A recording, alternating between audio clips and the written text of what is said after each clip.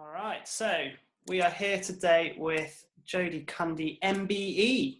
OBE now. It's OBE, isn't it? 2017. Yeah, upgraded this year. Oh man, that must be awesome. How does that feel? It's pretty cool to be recognised for kind of stuff you've done, kind of just within sport. To be fair, like that's all I've done. So to be recognised for it as an ambassador of sport and kind of with an OBE status, that's pretty cool. Yeah. On April 19th, I think. So April 19th. I was gonna ask when do you actually get to go down? Yeah, so it was originally supposed to be March the 2nd, but that's the day where we start competition at World Championships. So I had to ring up the Buckingham Palace. Yeah, pretty much.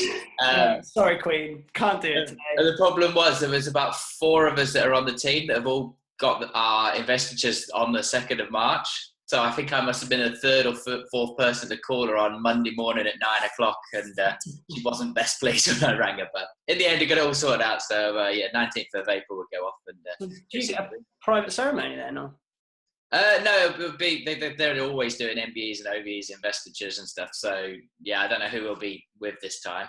Might be 1 or 2 of my teammates, but I've got a feeling it'll be just random. Like when I picked up my MBE, I did it with Lewis Hamilton, so that's kind of cool. Oh, there could be anybody there. Rubbing shoulders with royalty there. Oh, very good. Much. So in terms of people there's a lot of people that read ZwiftBlog that are on the other side of the pond, so they might not necessarily know exactly who you are. So it might just be worth giving the guys a bit of background on your massive, amazing sporting career that you've had. Yeah, so I've been to 6 Paralympic Games, 3 as a swimmer, 3 as a cyclist. I've won 7 Paralympic gold medals. I think it's 3 bronze medals. I can never remember how many bronzes. I just they just go to the side. Yeah. I've got 12 rainbow jerseys from the cycling and 3 world championship titles from swimming. So yeah, I've been around a bit now. I started competing in 1994 at my first world championships. Changed over to cycling in 2006, and I've been cycling ever since. It's amazing. It's amazing. So that you've had that transition. There's been a couple of other Paralympians as well that have had that transition from another sport into cycling. And what was it that kind of took your fancy and made you want to kind of go into cycling? To be fair, I'd always rode a bike as a youngster and stuff as a bit of cross training for my swimming. And then when I was I'd moved to Swansea to the high performance swimming centre down in the Bay.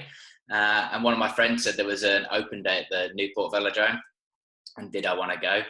And ever since watching Boardman in 92 on the Lotus bike, and then watching him and OBE battling the hour record, I'd always wanted to go on a velodrome, but never had that opportunity to. So when somebody said, "Oh, there's a really open day, do you fancy going down and have a go on the track?" I was like, "Yes, please, I'll go." And that was kind of the start of my track cycling career, really. So have you ever sort of looked back and gone, I quite fancy a bit of swimming, or is it always be like, once you got on that bike, was it always going to be that kind of choice? To be fair, when I first started cycling stuff, like I thought I could do both sports and I'd be quite happy doing that. But by the time I got to the point where I made it to the GB squad on the cycling, I had to commit to one or the other. And because cycling was so fresh and new for me, and I was improving at such a great rate, the prospects of further success and stuff in cycling were far outweigh in swimming. And to be fair, in swimming, I'd done everything. I'd been world champion a couple of times, had been Paralympic champion a couple of times, held multiple world records and stuff. So there wasn't anything I hadn't done in swimming.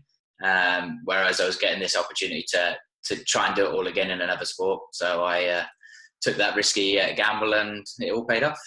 Paid off very well. So I've got it written down here: 23 international swimming medals. Yep.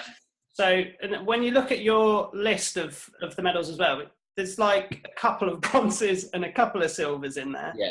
The majority of golds, which is amazing. And then at the moment, I think I've got it down as 20 cycling international medals. Oh, probably. I haven't counted up the cycling, but I know there's definitely 12 golds in there from World Championships. So there's 12 golds from Worlds, 4 from Paralympics, a bronze, a few silvers and a few bronzes. Yeah, so it must be getting on for about 20. It's incredible. And then I've got down here 3 world records as well. Yes, yeah, team sprint, flying 200 and the 1 kilometre time trial. So Yeah. Unreal. Unreal. So what's the motivation? What's the drive? What keeps you going? For me, it was it's always been about the enjoyment of the participating in the racing, and the addiction of winning a gold medal at the Paralympics and standing on top of the podium is that good that it brings you back to come and do it again. Like, it's a long 4-year cycle, and it gets harder and harder to motivate for each one once you've done it once or twice. But like now, for me to go to Tokyo, be a potential 7th games if I do, there's like one little thing that I need to tick off the list. When I was in my swimming, I managed to retain my title in swimming. So I won in Atlanta and then managed to back it up in Sydney. In cycling, I won in 2008. I had the massive cock up at the start and stuff in 2012, which kind of put pay to retaining that title. And I won again back in Rio. So if now you haven't seen the video, go check it out on YouTube. Yeah, there's quite a few hits on there. And if you want to see somebody swearing in primetime TV during the afternoon, then I think I set all records for that as well. So my main goal is I've never been a reigning champion on the bike in the Paralympics. So it'd be really nice to go to Tokyo and try and back up that kilo gold from Rio. Awesome. All right, perfect. So that kind of leads us quite nicely then into the point we're working with ZwiftBlog here. Yeah. And so where I kind of saw you was on Twitter talking about Zwift and introducing Adam Dougalby into it as well. Yeah. So why Zwift? What's got you onto Zwift? So I started Zwifting 2015, like sort of June time, I think it was. I'd seen it on like a Cycling Weekly article of things to look out for. Yeah. And I thought, that looks pretty cool. And then I was like, what do I need to actually get up and running for that? And I realized you needed like an ANT Plus dongle at the time to kind of get you up and running. Because I had my own SRM cranked on my bike anyway, and I had a turbo trainer. So it was good apart from the dongle. And then I managed to find the Garmin little, Garmin Vivo something or other, whatever, comes with an dongle. So I bought one of those just as a fitness tracker type thing when it had the bonus of the dongle, and I plugged it into my computer and had a go on Zwift, and kind of got hooked on it, to be fair. Within the first couple of rides on it, was just like, well, this has just made turbo training much more enjoyable. In the past, it had always been like, you do turbo training sessions because that's kind of either the intense session you had to do, or it was usually wet and horrible and wintry and stuff, and you couldn't get out on the road because it was either icy, too snowy, or the wind was going to blow you off the road. I didn't really spend that much on a turbo. I didn't really like it that much. But here I was, and I think the first couple of sessions, I did like a 100k ride on there, did a couple of 3-4 hour rides on the turbo, and I was just like, well, this is just transformed riding on a turbo, and now it's kind of developed on top of that, and I use that as a real training tool. So even as a professional athlete within the ranks of British Cycling and their coaching setup, you're still using turbo trainers as a method of training then? Yes, yeah. I mean, we've always used turbo trainers as like the high intense sessions, because sometimes you just need to be able to punish yourself on the bike that you couldn't do on the track or the road, because literally you just fall off the bike when you finish the effort. So the turbo and pain always went hand in hand. But now it's able to, because I'm specifically kind of a sprinter, a lot of the road riding I do is quite short, kind of hour and a half spins between the intense sessions we do on the track.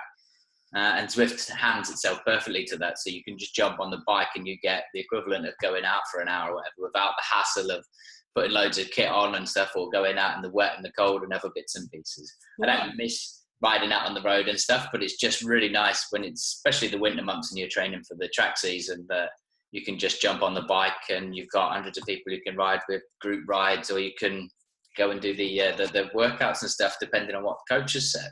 So yeah, lots of options that kind of really appeal to me. Okay, that's cool. Yeah, because I've always you never really get to see a professional setup, so you never really get an understanding of what they're doing. So for me, when I started finding out that a lot more professionals are starting to jump onto Zwift, it kind of made me sort of think twice and go, okay, well, actually, maybe this is part of the setup. And so do you use the social sides of Zwift at all? Do you hop on with friends or other training guys that?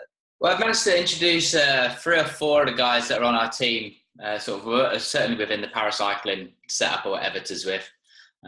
Quite a few have purchased turbos or are up and running on the smart trainers and stuff now to get up and running, and they enjoy it as well. We've even had sessions where like Crystal Lane comes and joins me because we've got 2 turbos set up in my little turbo room, and we'll ride side by side, kind of either on Zwift, or before that we were doing like turbo sessions together.